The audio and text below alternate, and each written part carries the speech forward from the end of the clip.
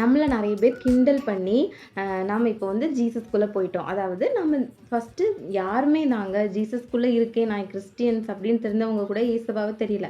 So ஏசப்பாவை அறியாதவங்க ஏசப்பாவை அறிஞ்சு, அதாவது உண்மையாக இவர் யார், இந்த தெய்வம் யார் அப்படின்னு சொல்லி அறிஞ்சு அதுக்குள்ளே வந்து நம்ம அந்த ஆண்டவருக்காக வாழணும்ப்பா, வைராக்கியமாக எழுமணும்ப்பா அப்படின்னு நிற்கும்போது நிறைய பேர் கிண்டல் பண்ணுவாங்க. எப்படி தெரியுமா கிண்டல் பண்ணுவாங்க? வெளிநாட்டு கடவுள் அப்படி சொல்லுவாங்க. ஃபர்ஸ்ட் வேர்டு ஃபாரின் கடவுளா? அப்போ நம்ம யோசிச்சு பார்ப்போம், இப்போ நீங்கள் வெளிநாட்டு கடவுளா?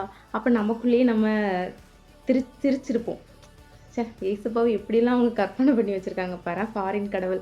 ஸோ நானும் இப்போ இந்த இயேசுவை அறியலைன்னா நானும் இப்படி தானே இருந்திருப்பேன். இவர் ஃபாரின் கடவுள், இவர் வெளிநாட்டு கடவுள், நம்ம அம்மா அப்பா சொல்லி தந்த கடவுளை தான் நம்ம வந்து என்ன பண்ணணும், கும்பிடணும் அப்படின்னு நினச்சிருப்பேன். நல்ல நேரம் ஏசப்பா, எனக்கு என் மனக்கண்களை, என் அகக்கண்களை திறந்தீங்க ஏசப்பா. இந்த இயேசுங்கிறது வெளிநாட்டு கடவுள் இல்லைங்க, நமக்காக இந்த பூமியின் மத்தியில் பெத்லஹேம் அப்படிங்கக்கூடிய ஒரு இடத்துல நம்ம எல்லாருக்காகவும் பிறந்த ஒரே தெய்வங்க. அவரை விசுவாசிச்சிங்கன்னா உங்கள் பாவத்திலிருந்து விடுதலை உண்டு இல்லையா? பாவத்துக்கு இவர் வெளிநாட்டு கடவுள், இவரெல்லாம் நம்ம பாவத்தை மன்னிக்க முடியாது. நான் செஞ்சது எப்படிப்பட்ட பாவம் தெரியுமா? கொலை பாதகமான பெரிய பாவம். இந்த பாதகத்தை மன்னிக்கணும்னா நான் வந்து நிறைய புண்ணியம் பண்ணணும், நிறைய புனித ஸ்தலங்களுக்கு போகணும், அப்படி கிடையாதுங்க.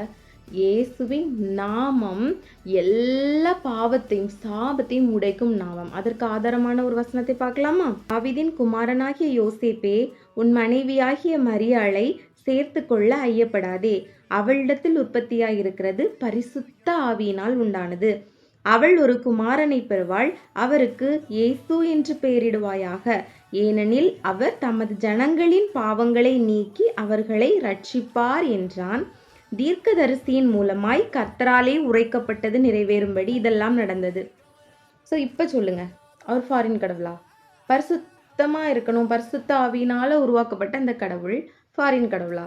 ஆமாம், சில பேருக்கு அவர் ஃபாரின் கடவுளாக இருக்கலாம். ஏன்னா நம்ம பாவத்தில் உருவானவங்க, அவர் பரிசுத்தத்தில் உருவானவர். ஸோ அவர் ஃபாரின் கடவுள் தான் கண்டிப்பாக. இன்னொன்று, அவருக்கு இயேசு என்று பெயரிடுவாயாக, அவர் தமது ஜனங்களின் பாவங்களை நீக்கி ரட்சிப்பார். தமது ஜனங்களின் பாவங்களை நீக்கி ரட்சிப்பார்.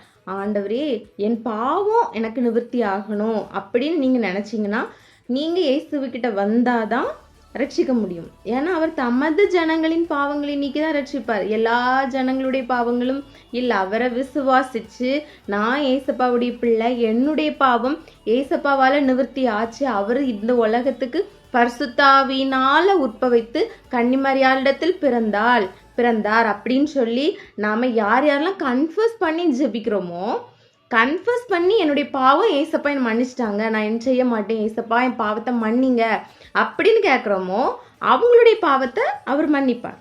மற்றவர்களுடைய பாவத்தை அவர் மன்னிக்க முடியாது. ஏன்னா அவர் ஃபாரின் கடவுள்ல. ஏன்னா அவர் தமது ஜனங்களின் பாவங்கள் தானே நீங்க ரட்சிப்பார். யார் யாரெல்லாம் விசுவாசிக்கிறாங்களோ அவர் தான் அவங்களுடைய ஜனம். ஆனால் அவரை விசுவாசிக்கலைன்னா அவங்களுக்கு அவர் ஃபாரின் கடவுள் தான். ஸோ இது பெரிய ஒரு காமெடியான விஷயந்தான். இந்த விஷயத்த நான் கேட்டிருக்கேன்.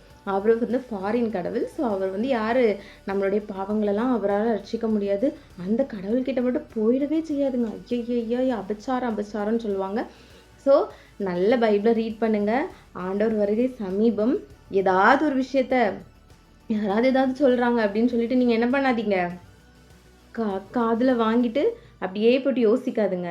அனலைஸ் பண்ணி ஆராய்ச்சி பண்ணி இது உண்மையா பொய்யா அப்படின்னு சொல்லிட்டு பாருங்கள். அதனால் ஃபாரின் கடவுளா இல்லைனா நமக்காக வந்த கடவுளா அப்படின்னு சொல்லி நீங்கள் என்ன பண்ணுங்கள், அனலைஸ் பண்ணுங்கள். மாராநாதா, இயேசு சீக்கிரம் வரப்போகிறார். ஆமென்.